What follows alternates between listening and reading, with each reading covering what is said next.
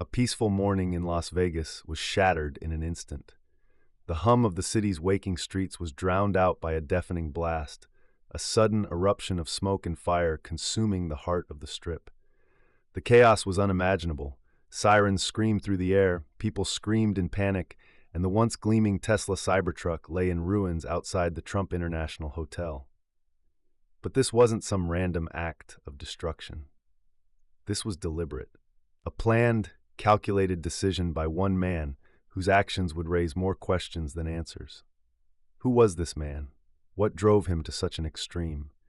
Why did he choose this place, this moment, to make his final statement? And what did he hope to achieve? To understand the full scope of what happened that morning, we need to understand the man behind it all. Matthew Livelsberger, once a decorated U.S. Army Green Beret, a man hailed for his courage and skill, now reduced to a tragic symbol of a deeper, more painful struggle. But what happened to this soldier, this hero, to lead him to the heart of Las Vegas, carrying out an act of unimaginable violence? Was this the end of a man at war with his own mind? Or was it something more? What was the truth behind the explosion, and who, if anyone, was truly to blame? To find the answers, we need to piece together the fragments of a life torn apart by service, sacrifice, and the dark toll of invisible wounds. This is a story that will make you question everything you thought you knew about duty, pain, and the ultimate price of silence. It's a story that asks, how much pain can one man carry before it becomes too much to bear? And what message does he leave when he finally makes his voice heard? The sun had barely risen over Las Vegas that January morning. The city, known for its 24-hour energy, began to stir as tourists trickled into cafes and the neon signs slowly dimmed. The Trump International Hotel stood tall in the middle of it all, a gleaming tower of luxury amidst the chaos of the city. People came and went, some entering with briefcases, others with luggage in tow, ready to enjoy all that the Strip had to offer. It was the calm before the storm, the kind of morning tourists and locals alike had come to expect in this city of excess and indulgence. But what they didn't expect, what no one could have predicted, was that this morning would change everything. As the crowds moved about, a single figure stood apart from the rest. At first, no one noticed him, a man like any other, blending into the busy backdrop of the city, but his actions would soon send shockwaves through this world-renowned hotel and beyond. Matthew Livelsberger, a 37-year-old U.S. Army Green Beret, had driven into Las Vegas alone. No fanfare, no grand gestures, just the quiet decision to rent a Tesla Cybertruck and park it outside the hotel.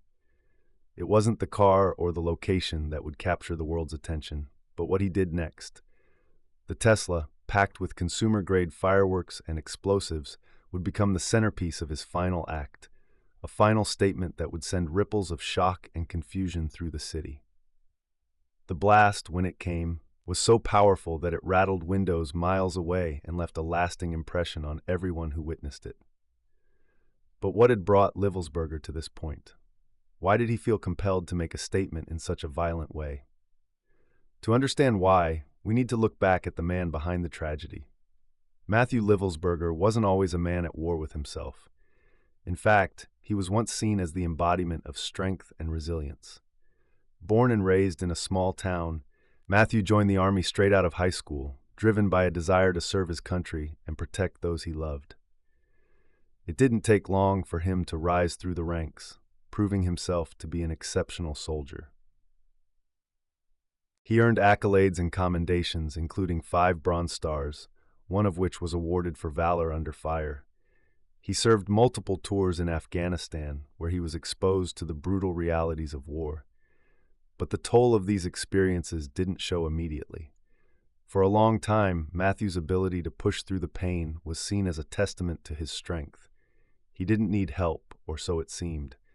Yet behind the medals and the uniforms, something was changing.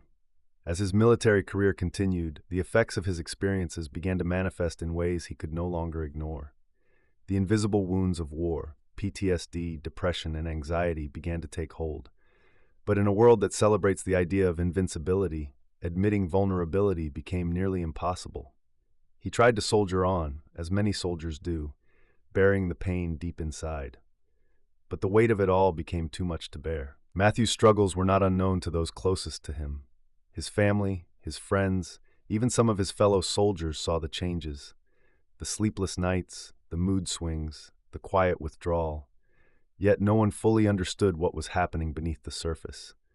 The emotional toll of war had not only affected his mental health, but his personal life too. His marriage began to crumble. His wife, growing increasingly frustrated with his distant behavior, eventually left him, citing emotional neglect and accusations of infidelity. The breakdown of his relationship only added to the despair he was already feeling. Despite his success in his military career, Matthew was finding it increasingly difficult to find peace or purpose. He sought help for his struggles. Over the months leading up to the explosion, Matthew tried to regain control of his life. He sought treatment for depression, talked to therapists, and expressed a desire to get more help. Yet, as time went on, his mental health continued to deteriorate, and the demons that had been haunting him for years grew louder, more insistent.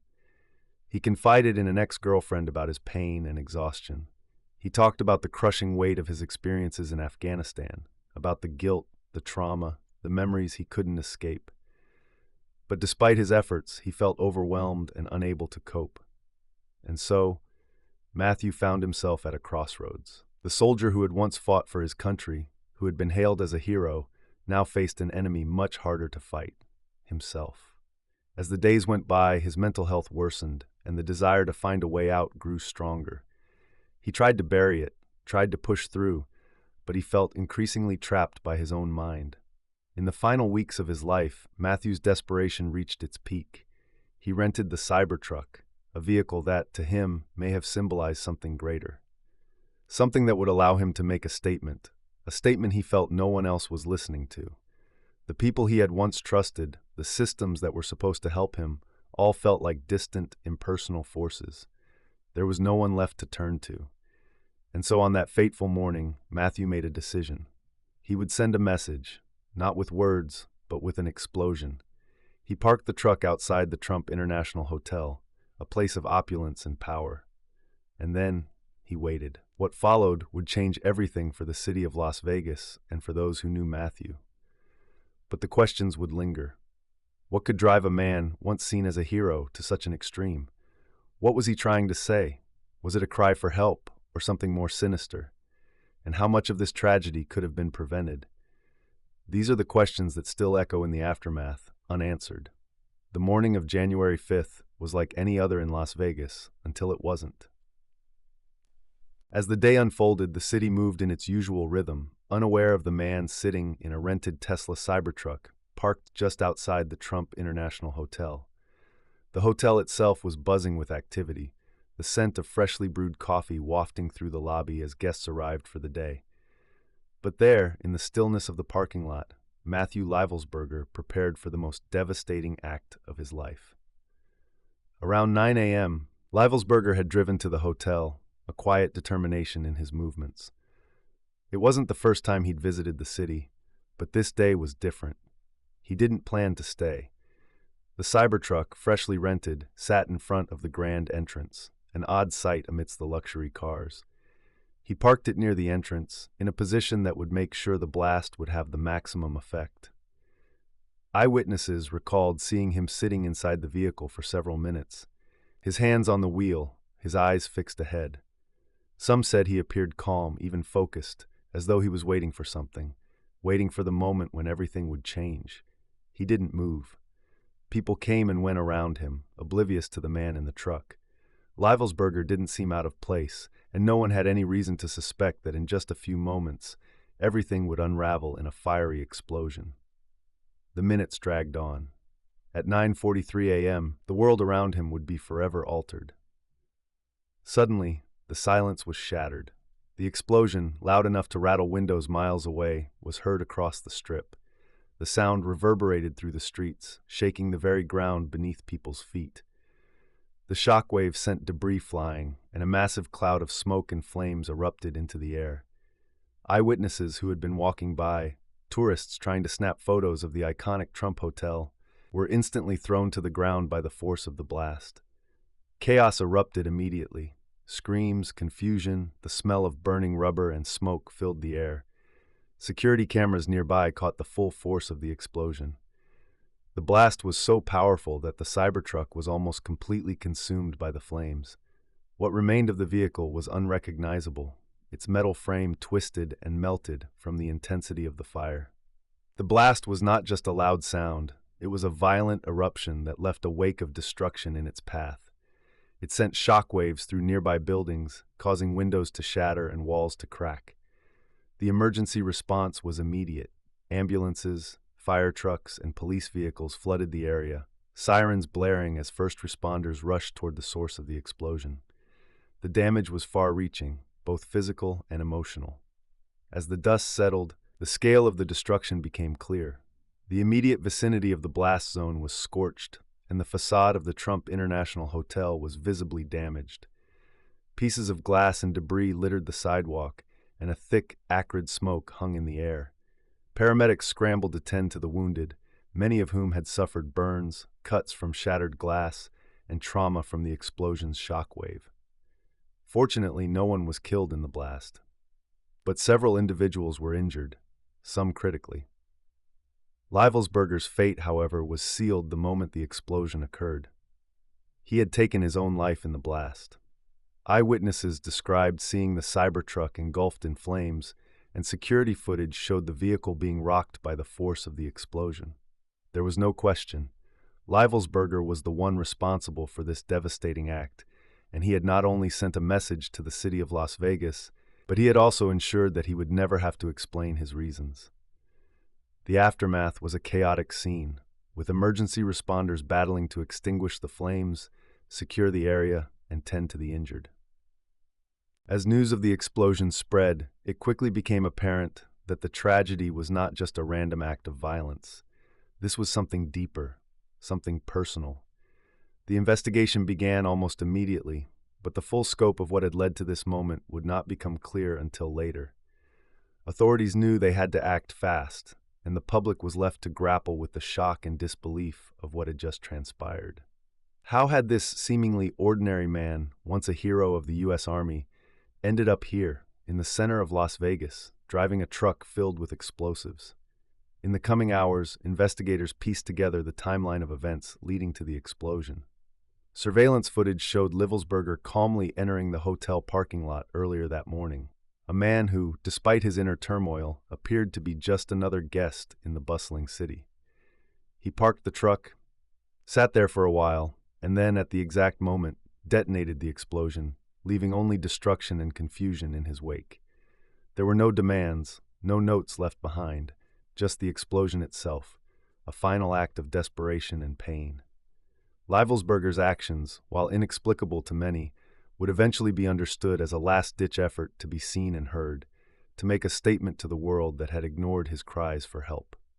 The aftermath was as much a tragedy as the event itself. Investigators worked tirelessly to find out what had driven Leivelsberger to such an extreme.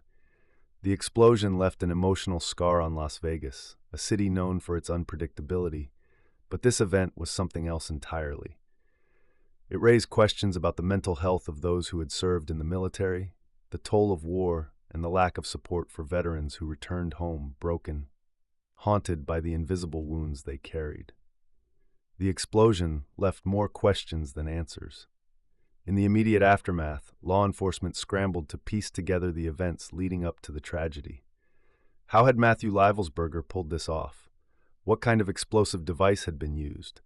Was this a carefully orchestrated plan, or had something triggered an impulsive decision? The sheer force of the blast was enough to shake buildings miles away, and the destruction it caused was overwhelming. Investigators arrived at the scene with one primary goal: to figure out what had led to this catastrophic act. The Cybertruck, consumed by fire and rendered almost unrecognizable, was the focal point of their efforts. Forensic teams began combing through the wreckage, searching for clues about the nature of the explosion. It didn't take long for them to confirm that the blast wasn't accidental. This wasn't a car fire or a malfunctioning battery. This was a bomb. The investigators quickly noted that the explosive device used in the attack wasn't something that could be easily made at home. This was a sophisticated piece of equipment, carefully designed and concealed in the vehicle. There was no immediate indication of how Leivelsberger had obtained the bomb, but the severity of the blast suggested it wasn't something he had just stumbled upon. It was clear he had planned this in advance. The nature of the device and its placement within the Cybertruck suggested a high level of intent. This wasn't a spontaneous outburst of violence, but rather a calculated and deliberate act. As investigators began to look into Leivelsberger's background, they realized they were dealing with a complex case. They knew he had rented the Cybertruck, but there was still much to uncover about his movements leading up to that fateful day. Using rental records, they were able to track his actions over the previous days. Leivelsberger had picked up the vehicle a few days prior to the explosion and had driven around the city, staying in hotels and visiting various locations. Nothing seemed out of the ordinary at first glance, but the more investigators dug into his past, the more they began to unravel a web of personal struggles, mounting frustration, and deep-seated pain. They obtained surveillance footage from various points around the city and tracked Leivelsberger's movements using his phone data. They learned that the night before the explosion, Leivelsberger had stayed in a small, run-down motel on the outskirts of the city, not far from the Trump International Hotel. He had spent the night there, alone, and the following morning, he drove the Cybertruck into the heart of Las Vegas. Surveillance cameras picked up his arrival at the hotel, the calm, collected manner in which he parked the truck, and his brief moments of stillness before the blast. It was a striking contrast to the devastation that would unfold just minutes later. Despite all the footage and data, the investigators were left with one major question: why? What had driven Leivelsberger, a decorated U.S. Army Special Forces soldier, to this point? The pieces didn't seem to fit together. On paper, he appeared to have everything. He was a hero, a man who had served his country with distinction. But the more they uncovered about his life in the months leading up to the explosion, the more they began to see a man who had been pushed to his limits. Interviews with family members, friends, and fellow soldiers painted a picture of a man who had struggled with his reintegration into civilian life after his time in the military.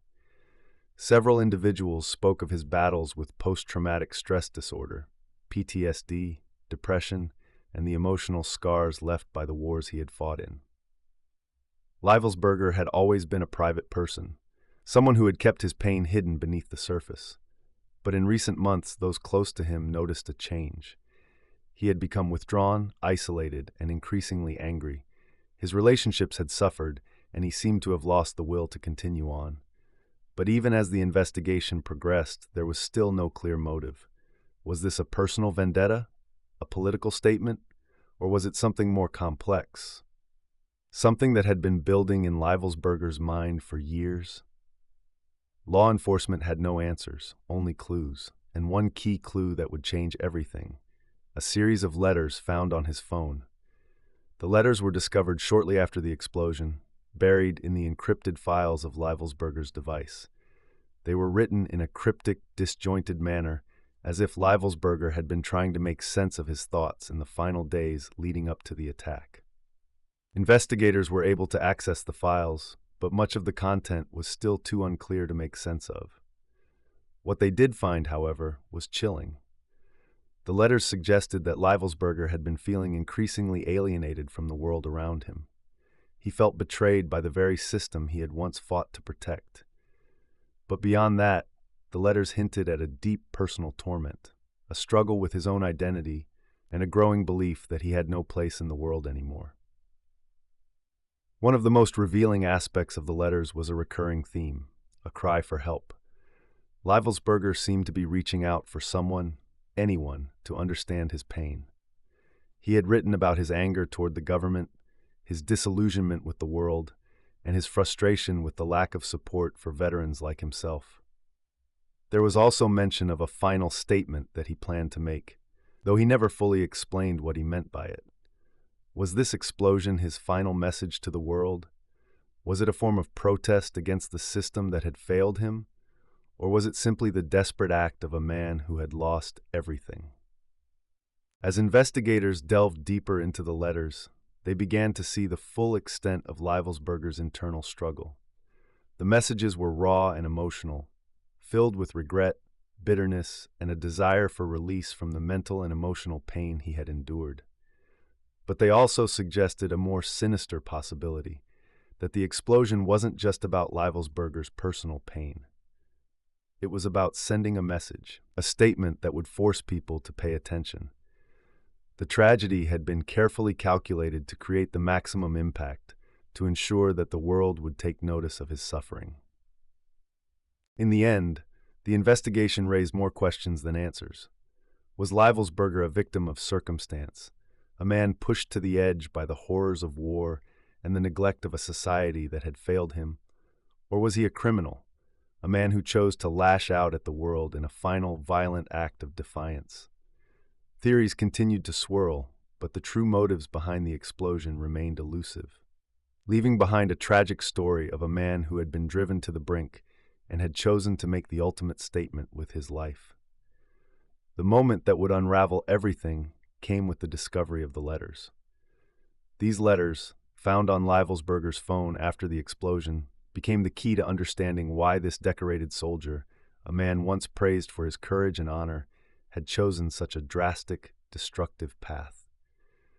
As investigators pored over the contents, the raw, unfiltered pain of the soldier came to the forefront.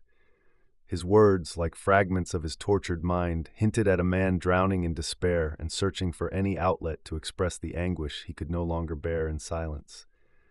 The first letter, written just days before the explosion, opened with a disjointed, almost incoherent sentence.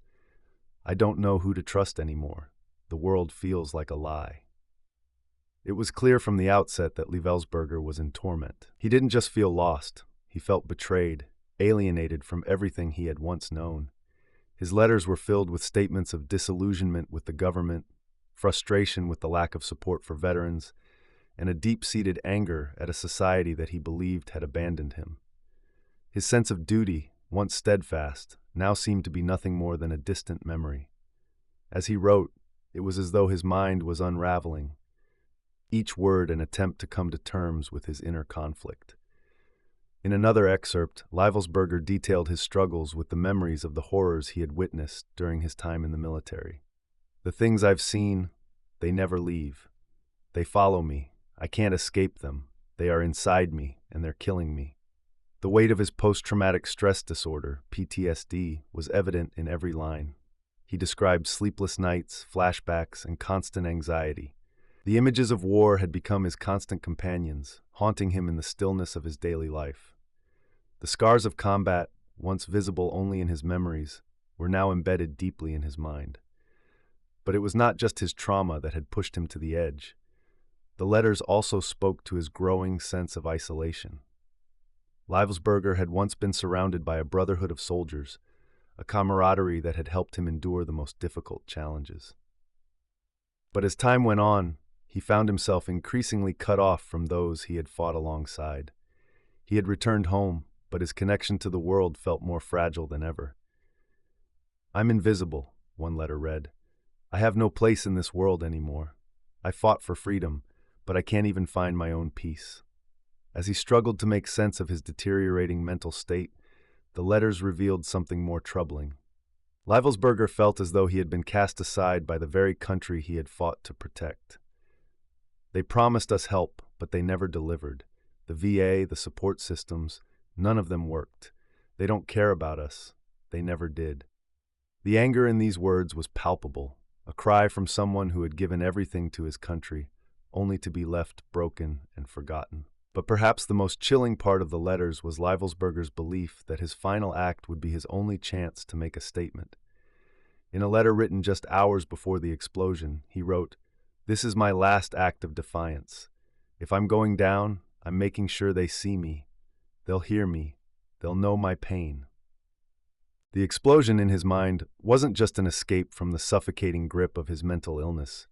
It was a form of protest. A protest against the government, against society, and against a system that he believed had failed him and countless others like him. It was a tragic cry for help, but it was also a cry for justice. Justice that Leibelsberger never felt he would receive in life. As investigators continued to read through the letters, It became clear that Leibelsberger's motivations were not just personal, they were political. He had become disillusioned with the American government's treatment of veterans, particularly in regard to mental health care. He wrote about the lack of proper treatment for PTSD, the long waiting periods at Veterans Affairs, VA hospitals, and the stigma that many veterans faced when trying to seek help. Leibelsberger's anger wasn't just directed at his own suffering, it was directed at a system that he believed was responsible for the suffering of so many others. But even as the letters revealed the depths of Leibelsberger's pain, they also highlighted a man who had lost hope in any possibility of recovery. There was no mention of seeking help, no recognition that there were ways to heal. Instead, his words suggested that he had reached the conclusion that violence was the only way to be heard. His last moments, it seemed, were not about achieving some personal victory or revenge. They were about forcing others to confront the reality of what so many veterans like him were experiencing. Experts in mental health and PTSD were brought in to analyze the letters, hoping to shed light on the broader issues that had contributed to Leibelsberger's tragic decision. Dr.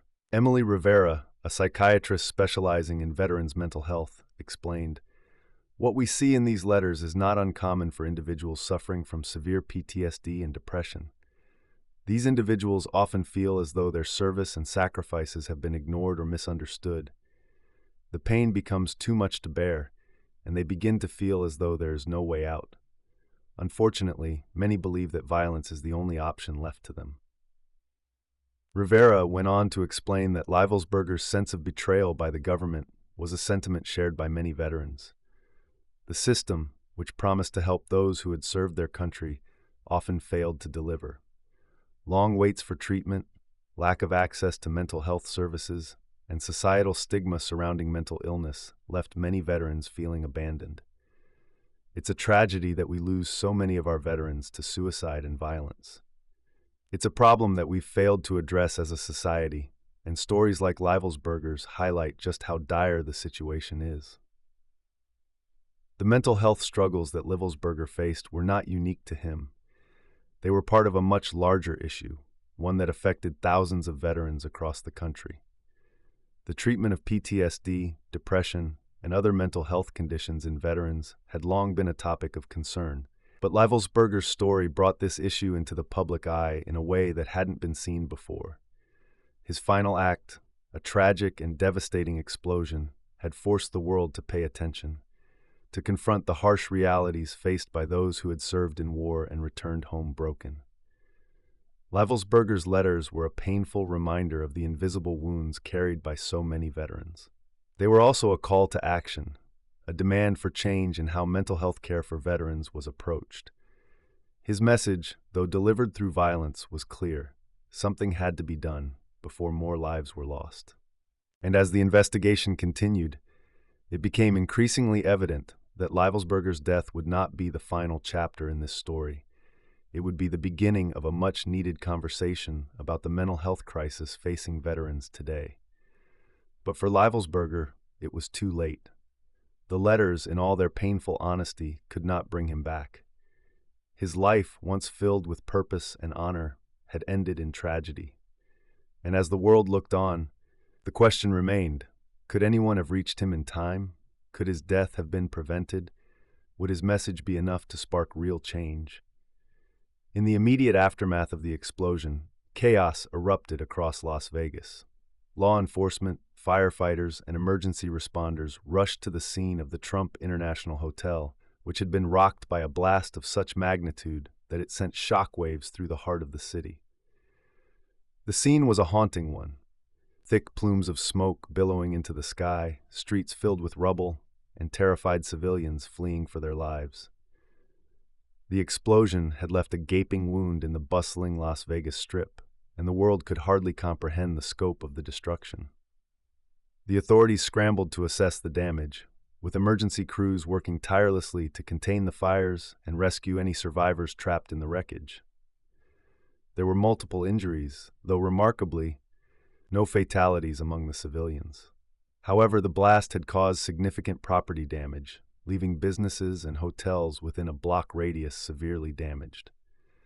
The destruction was extensive, and the cost of repairs was expected to run into the millions of dollars. But as horrifying as the material damage was, it was the emotional and psychological toll on the community that would linger far longer. Media outlets, always quick to seize on such a high-profile incident, descended on Las Vegas, broadcasting live coverage of the explosion and the ensuing chaos. The questions mounted rapidly. Who was behind this act of terror? What drove them to carry out such a violent and tragic act? And most chillingly, was this part of something larger? Was there a threat to public safety, or had a lone individual shattered the peace for personal reasons? As the investigation progressed, the news quickly broke that the perpetrator was Matthew Livelsberger, a former U.S. Army Special Forces soldier who had turned a symbol of innovation, the Tesla Cybertruck, into a weapon of destruction. Livelsberger's actions shook the nation to its core. His background, his decorated military service, and his subsequent fall from grace left many stunned. How could a man who had once been hailed as a hero commit such an unfathomable act of violence? The media focused heavily on Livelsberger's mental health struggles, and the public quickly began to dissect his life, searching for answers that might explain his descent into despair. News outlets reported on his military service, his PTSD, and his increasingly erratic behavior in the years leading up to the explosion. Interviews with his family, friends, and former colleagues painted a picture of a man who had once been filled with promise and pride but had gradually lost his way. The tragedy of Livelsberger's life was now intertwined with the tragedy of his final, destructive act. For many, the explosion was not just an isolated incident. It was a symbol of a larger, more systemic issue that had been ignored for far too long. Livelsberger's actions brought to light the struggles faced by thousands of veterans who had served their country only to return home and find themselves abandoned by the very system that promised to care for them. The explosion forced a national conversation about the treatment of veterans and the mental health crisis plaguing those who had given so much in service to their country. As the fallout from the explosion continued to unfold, a collective reckoning began to take shape. Lawmakers, mental health professionals, and veterans advocacy groups began to push for reforms in how the military and the government approached mental health care for veterans. Livelsberger's story, tragic as it was, had ignited a spark that would fuel calls for change. In the days and weeks following the incident, public campaigns advocating for better mental health services for veterans gained momentum. Social media platforms were flooded with messages of support for those who had served and calls for reform in how the country treated its veterans. The hashtag #SupportOurVeterans trended across Twitter as veterans and their families shared their own stories of hardship and struggles with the system. Livelsberger's death, though devastating, had become a rallying cry for change. Policy changes began to take shape, albeit slowly.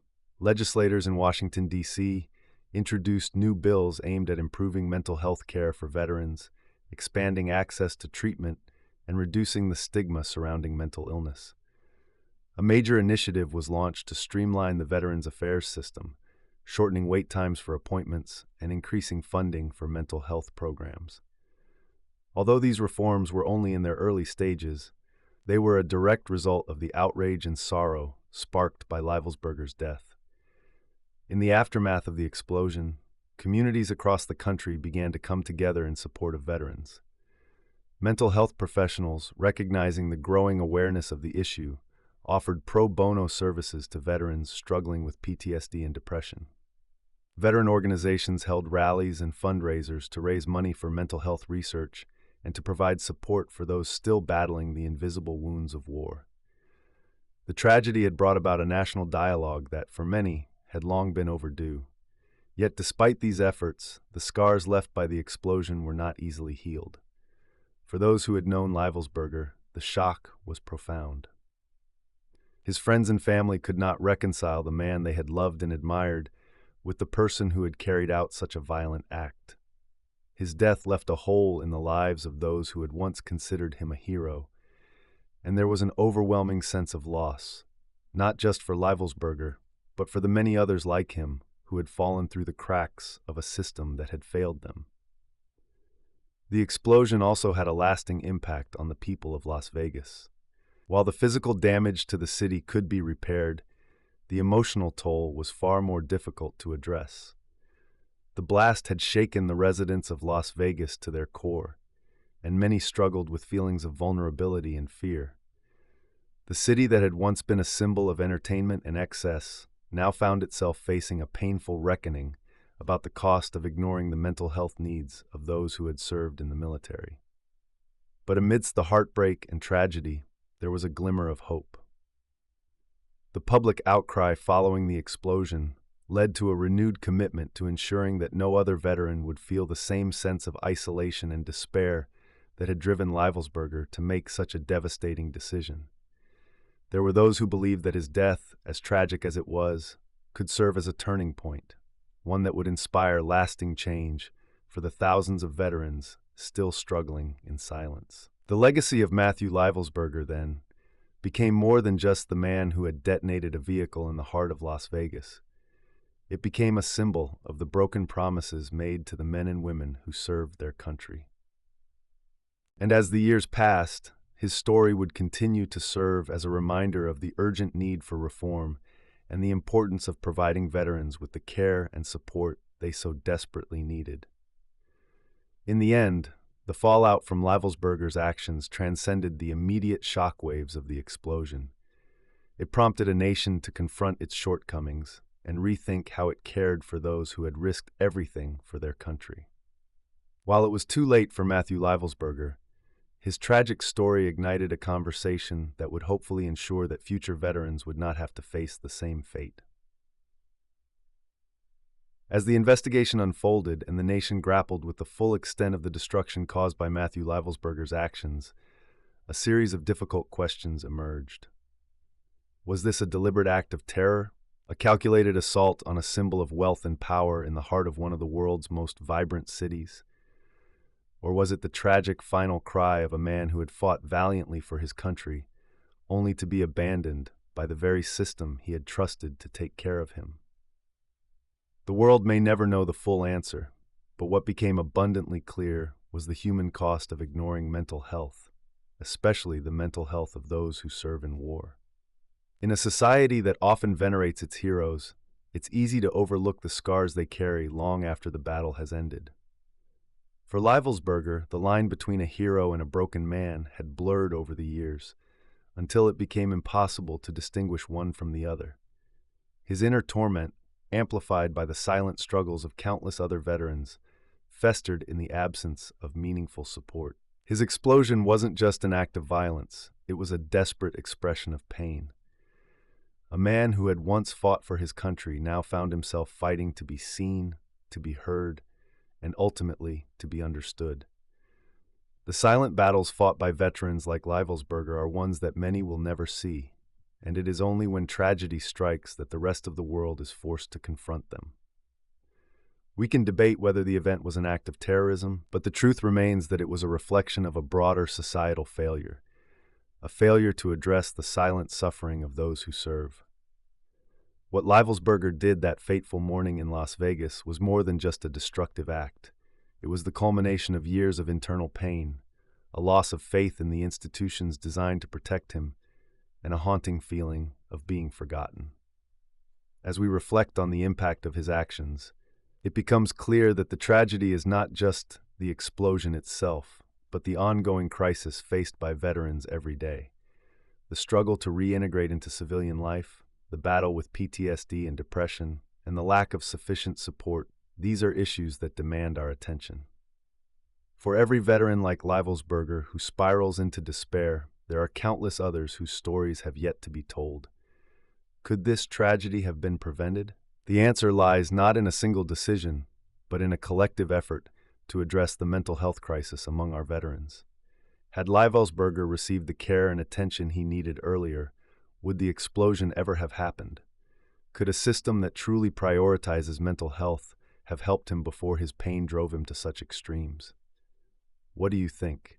Was this an isolated act of madness, or was it the inevitable consequence of a broken system? Could we, as a society, have done more to prevent this kind of tragedy? The answers may never be clear, but the questions linger, urging us to look closer at the gaps in our care for those who have sacrificed so much for us. Share your thoughts below. Do you believe this could have been stopped? What do you think the real lessons are from this tragedy? And, if you're not already, be sure to subscribe to get more thought-provoking true crime stories like this one. Let's keep the conversation going, because these stories are not just about the past. They're about the future, and how we can prevent the same mistakes from being repeated. As the story of Matthew Livelsberger fades from the headlines, it is not forgotten. The explosion that rocked Las Vegas may have been a singular event, but its implications echo far beyond that day. It is a reminder that we must never stop asking the hard questions, and we must never turn our backs on those who need help the most.